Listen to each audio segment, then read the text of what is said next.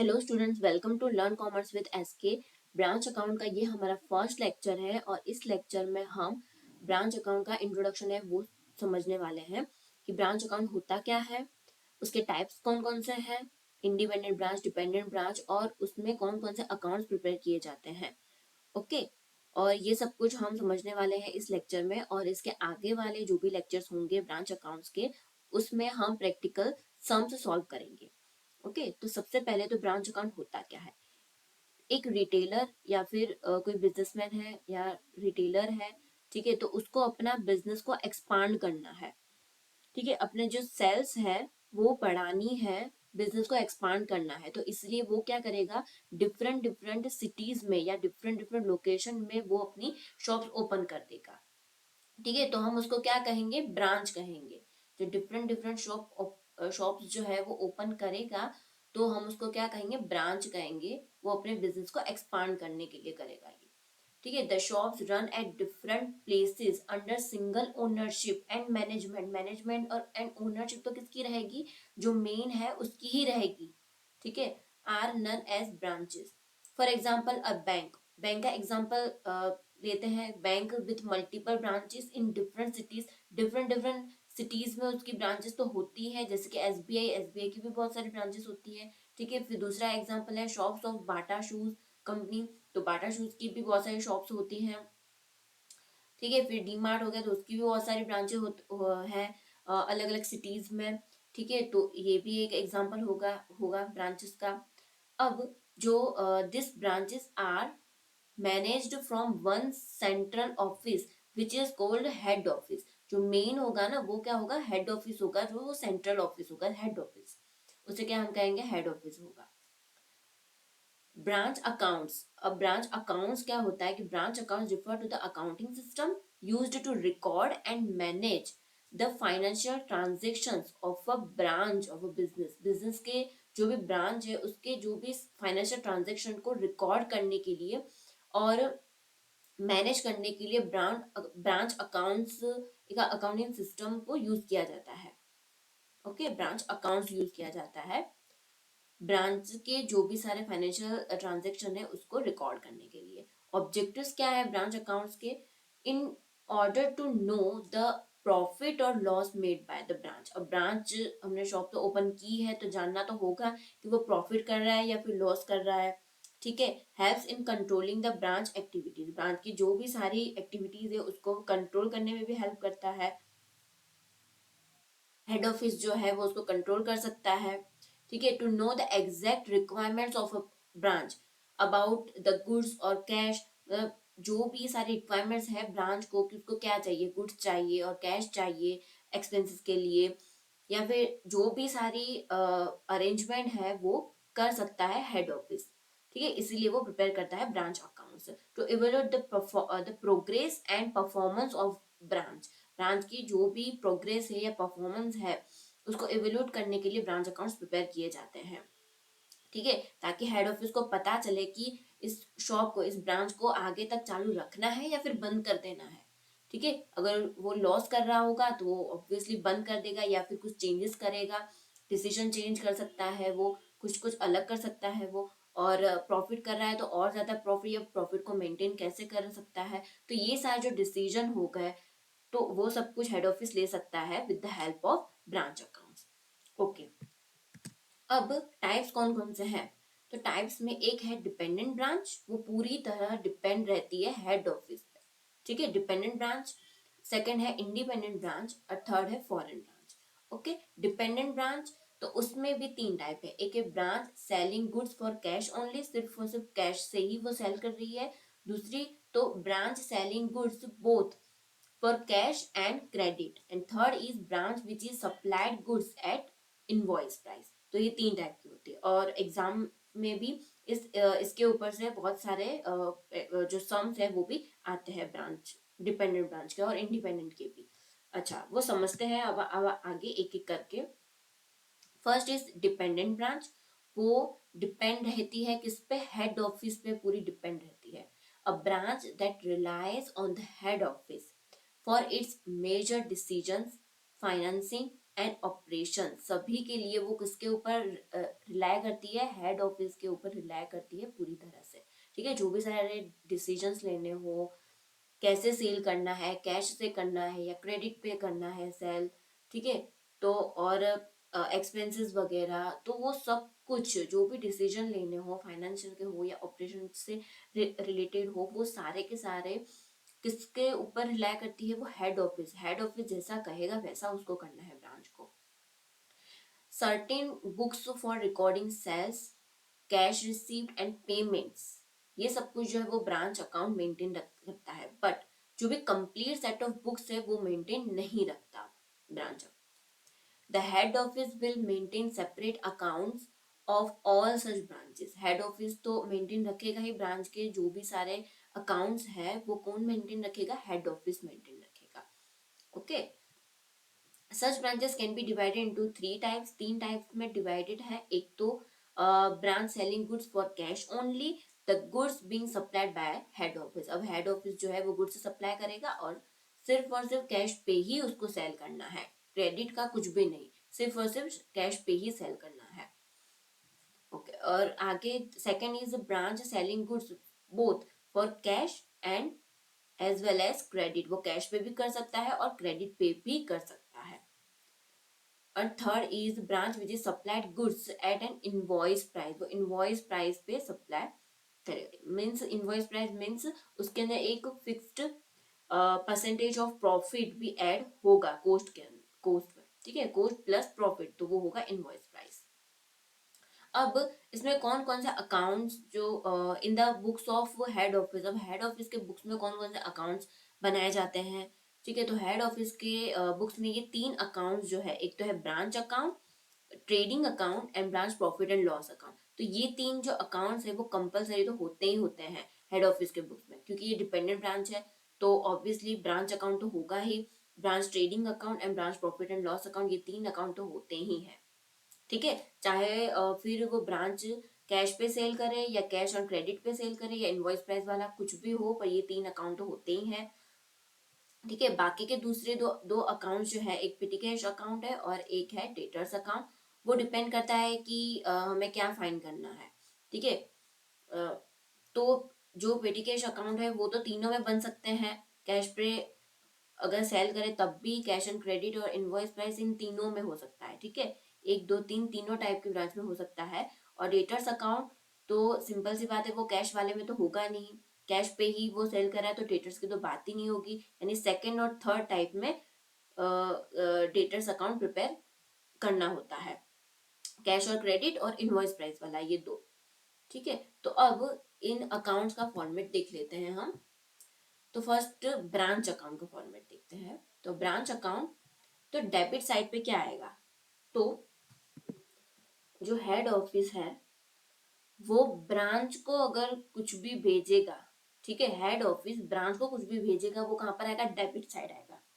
और ब्रांच जो है वो कुछ भी हेड ऑफिस को भेजेगा तो वो कहां पर आएगा, क्रेडिट साइड पर आएगा। ओके, तो यहाँ पर फर्स्ट ओपनिंग बैलेंस यानी to balance of asset, assets की जो भी बैलेंस होगी ओपनिंग बैलेंस वो आएगी डेबिट साइड पर, स्टॉक हो गया, पेटी कैश हो गया, फिर फर्नीचर है, प्रीपेड एक्सपेंसेस और कैश। अब इन सबकी ओपनिंग बैलेंस तो है, तो ऑब्वियसली इसकी क्लोजिंग बैलेंस भी होगी, तो क्लोजिंग बैलेंस कहाँ पर होगा, वो होगा क्रेडिट साइड पर।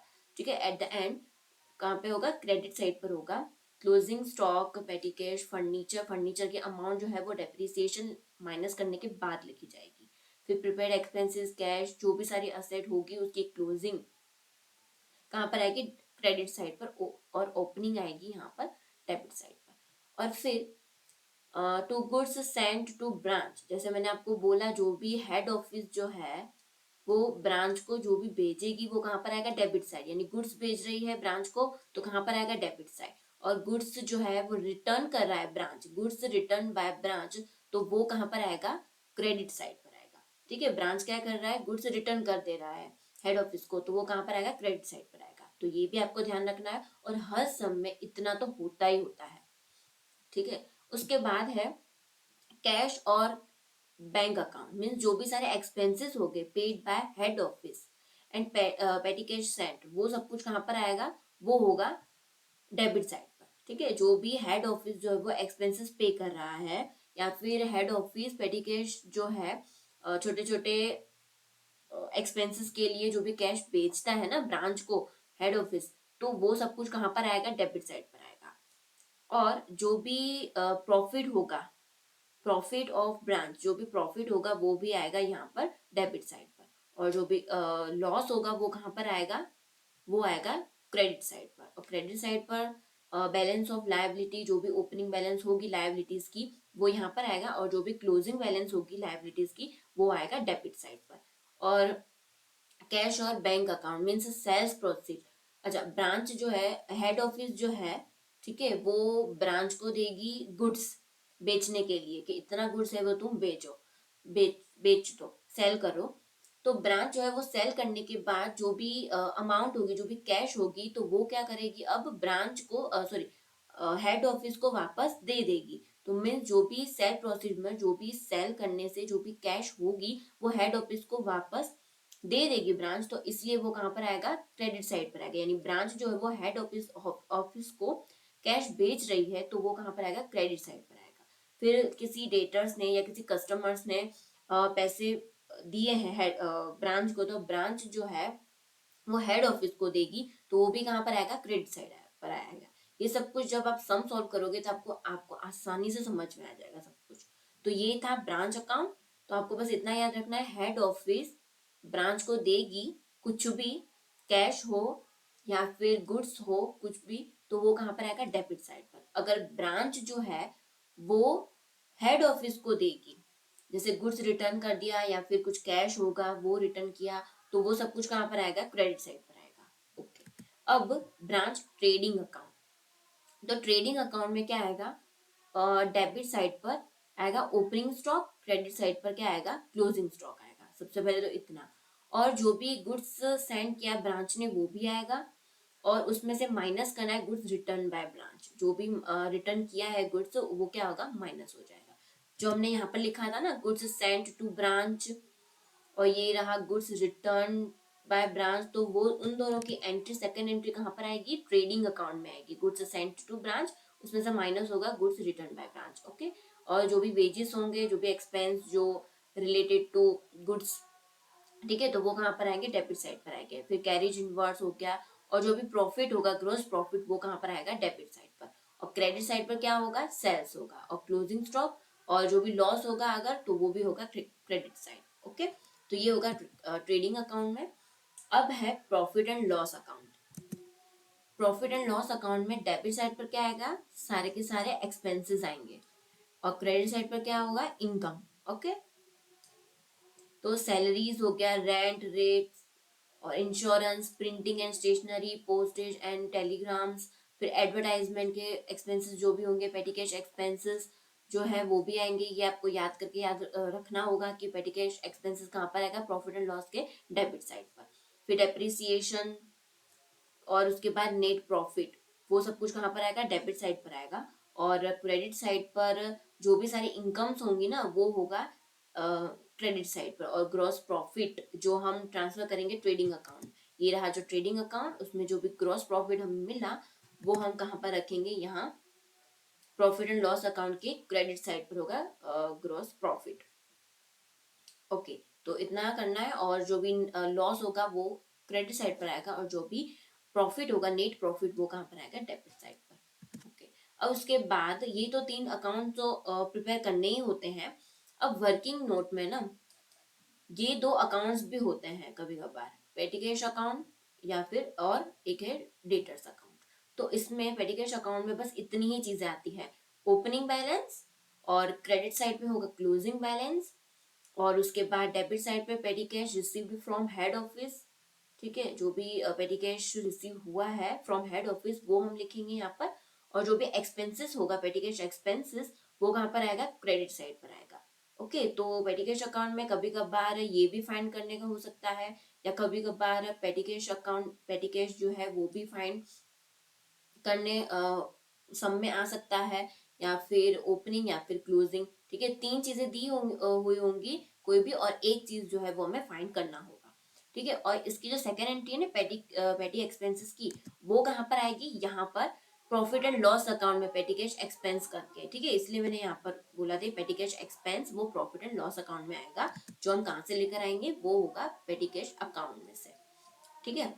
अच्छा, अब उसके बाद है डेटर्स अकाउंट। अब डेटर्स अकाउंट में एक तो होगा यहाँ पर ओपनिंग बैलेंस डेबिट साइड पर, और क्लोजिंग बैलेंस कहाँ पर होगा, क्रेडिट साइड पर होगा। ओके, अब डेबिट साइड पर जो भी सेल होगा, पर कौन सा सेल, क्रेडिट सेल आएगा डेबिट साइड पर, क्रेडिट सेल। फिर चेक और बिल्स रिसीव डिसऑनर हुआ वो, फिर डिस्काउंट डिसअलाउ हुआ हो वो सब कुछ कहाँ पर आएगा, डेबिट साइड पर आएगा। और क्रेडिट साइड पर क्या होगा, cash received from debtors, debtors से कैश रिसीव हुआ।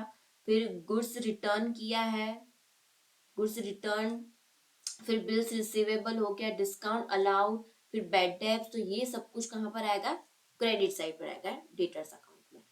ओके, तो ये जब भी हमें कुछ फाइंड करना होगा तभी हम बनाएंगे डेटर्स अकाउंट एंड पेटी कैश अकाउंट, और जरूरत नहीं होगी तो हम नहीं बनाएंगे। बाकी जो वो वाले जो 3 अकाउंट है वो तो हमें बनाना ही होगा, ब्रांच अकाउंट, ट्रेडिंग अकाउंट और प्रॉफिट एंड लॉस अकाउंट, तो वो तो 3 हमें बनाने ही होते हैं। अब सेकंड है इंडिपेंडेंट ब्रांच। तो इंडिपेंडेंट ब्रांच जो इंडिपेंडेंटली ट्रेड कर रही होगी, ऐसी ब्रांच, ठीक है। तो when a branch trades independently, वो इंडिपेंडेंटली काम कर रही है, it has powers to purchase goods from open market, उसके पास पावर है परचेज करने की गुड्स ओपन मार्केट में से, तो उसके पास पावर होती है, बट डिपेंडेंट ब्रांच में पावर नहीं होती। वो हेड ऑफिस जो है वो सब कुछ डिपेंडेंट ब्रांच को बेचता है, ठीक है।